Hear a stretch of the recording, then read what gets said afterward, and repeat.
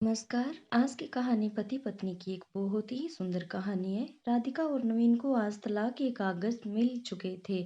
दोनों ही साथ निकले और दोनों के परिजन साथ थे। उनके चेहरे पर विजय के सुकून साफ झलक रहे थे। 4 साल की लंबी लड़ाई के बाद आज फैसला हो गया था। 10 साल हो गए थे शादी को, मगर साथ में 6 साल ही रह पाए। 4 साल तो तलाक की कार्रवाई में ही लग गए। राधिका के हाथ में दहेज के सामान की लिस्ट थी जो उसे नवीन के घर से लेना था, और नवीन के हाथ में गहनों की लिस्ट थी राधिका से लेने थे। साथ में कोर्ट का यह आदेश भी था कि नवीन 10 लाख रुपए की राशि राधिका को चुकाएगा। राधिका और नवीन दोनों एक ही टेम्पो पर बैठकर नवीन के घर पहुंचे। राधिका को उसकी कुछ चीजें नवीन के घर से लेनी थी, इसलिए 4 साल बाद ससुराल जा रही थी राधिका। आखिरी बार, बस उसके बाद कभी नहीं जाना था। उधर सभी परिजन अपने अपने घर जा चुके थे, बस तीनों रह गए थे, नवीन, राधिका और राधिका की माँ। नवीन घर में अकेला ही रहता था। उसके माँ बाप और भाई गांव में रहते हैं। राधिका और नवीन का एक बेटा भी था जो 7 साल का था। कोर्ट के फैसले के अनुसार बड़ा होने तक वह राधिका के पास रहेगा और नवीन महीनों में एक बार उससे मिल सकता है। घर में प्रवेश करते ही पुरानी यादें ताजा हो गई। कितनी मेहनत से सजाया था इसको राधिका ने। एक एक चीजों में उसकी जान बसी थी। सब कुछ उसकी आंखों के सामने बना था। सपनों का घर था उसका।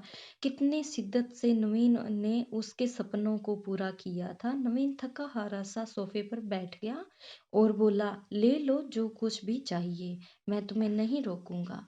राधिका ने अब गौर से नवीन को देखा। 4 साल में कितना बदल गया है। बालों में सफेदी झलकने लगी है, शरीर पहले से आधा रह गया है। 4 साल में चेहरे की रौनक गायब हो चुकी थी।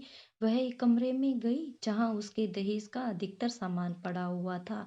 सामान बहुत पुराना था, इसलिए कबाड़ की तरह स्टोर रूम में डाल दिया था। दोनों ने लव मैरिज करके शादी करी थी। दोनों के घर वाले बहुत मुश्किल से माने थे। एक बार नवीन पीकर बहक गया था और राधिका पर हाथ उठा बैठा। राधिका उस वक्त गुस्से से मायके चली गई थी। ना राधिका लौटी और ना नवीन उसे लेने गया। इधर नवीन के भाई भाभी और राधिका की माँ इस झगड़े को कोर्ट तक ले गए। दोनों का बस तलाक हो गया। राधिका की माँ बोली, कहाँ है तेरा सामान? इधर तो नहीं दिखता, बेच दिया होगा इस शराबी ने। राधिका बोली, चुप रहो माँ। राधिका को न जाने नवीन को उसके मुंह पर शराबी कहना अच्छा नहीं लगा। फिर स्टोर रूम में पड़े सामान को लिया। राधिका ने सिर्फ अपना सामान ही लिया।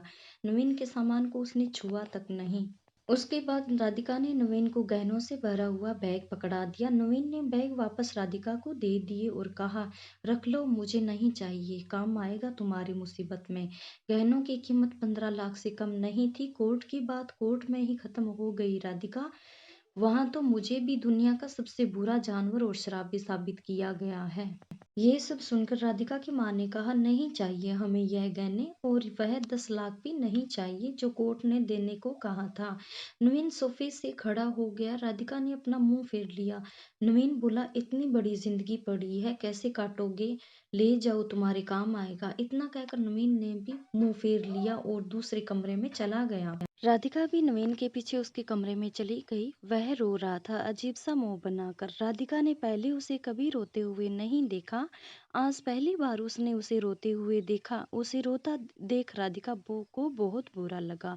फिर नवीन ने उससे कहा, इतनी फिक्र थी तो क्यों दिया तलाक? राधिका बोली, मैंने अकेले नहीं, तुमने भी दिया था तलाक। दस्तखत तो तुमने भी किए, माफी भी तो मांग सकते थे। नवीन ने कहा, मौका कब दिया तुम्हारे घर वालों ने? जब भी फोन किया काट दिया। राधिका बोली, घर भी आ सकते थे। नवीन बोला, हिम्मत नहीं थी। उसी वक्त वहां राधिका की माँ आ गई। वह राधिका का हाथ पकड़कर उसे बाहर ले गई। माँ बेटी वहां बाहर खड़ी गाड़ी का इंतजार करने लगी। राधिका के भीतर कुछ टूट रहा था, दिल बैठे जा रहा था, वह सुन से पड़ी जा रही थी। राधिका को नवीन के साथ बिताए हुए पुराने दिन याद आने लगे थे। तभी उसकी नजर सामने एक तुलसी के सूखे पौधे पर पड़ी। कितनी शिद्दत से देखभाल किया करती थी। वह नहीं थी तो शायद तुलसी के पौधे पर पानी भी नहीं पड़ा। उसकी घबराहट और बढ़ी और वह घर के भीतर चली गई। उसकी माँ ने उसे पीछे से पुकारा, मगर उसने उसे अनसुना कर दिया। नवीन बेड पर उल्टे मुंह पड़ा था। एक बार उसके लिए उसे उस पर दया आई, लेकिन वह जानती थी कि अब सब कुछ खत्म हो चुका है, इसलिए उसे भावुक नहीं होना है। उसने अपने कमरे को देखा, कहीं-कहीं तो मकड़ी के जाले झूल रहे थे। कितनी नफ़रत थी उसे मकड़ी के जालों से। कुछ देर बाद उसकी नज़र दीवार पर कुछ फ़ोटो पर पड़ी, जहाँ वह नवीन से लिपटकर मुस्कुरा रही थी। कितने सुनहरे दिन थे वह। इतने में उसकी माँ फिर आ गई, हाथ पकड़कर फिर से बाहर ले गई।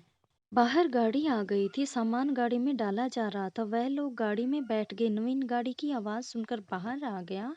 अचानक नवीन कान पकड़कर घुटनों के बल बैठ गया और बोला, मत जाओ, माफ़ कर दो। राधिका यही सुनने के लिए पिछले 4 सालों से तड़प रही थी। सब्र के सारे वाण एक साथ टूट गए। राधिका ने कोर्ट के फैसले के कागजात निकाले और फाड़ दिया, और उसकी मांग के कुछ गहने के पहले ही लिपट गई नवीन से। साथ में दोनों बुरी तरह से रोते जा रहे थे। दूर खड़ी राधिका की माँ समझ गई कि कोर्ट का आदेश दिलों के सामने ज्यादा कुछ नहीं। अगर माफी मांगने से ही रिश्ते टूटने से बच जाए तो माफी मांग लेनी चाहिए। मैं आशा करती हूँ कि आपको मेरी कहानियाँ पसंद आती होगी। अगर आपको मेरी कहानियाँ पसंद आई तो प्लीज़ लाइक, शेयर और सब्सक्राइब जरूर कीजिएगा। धन्यवाद।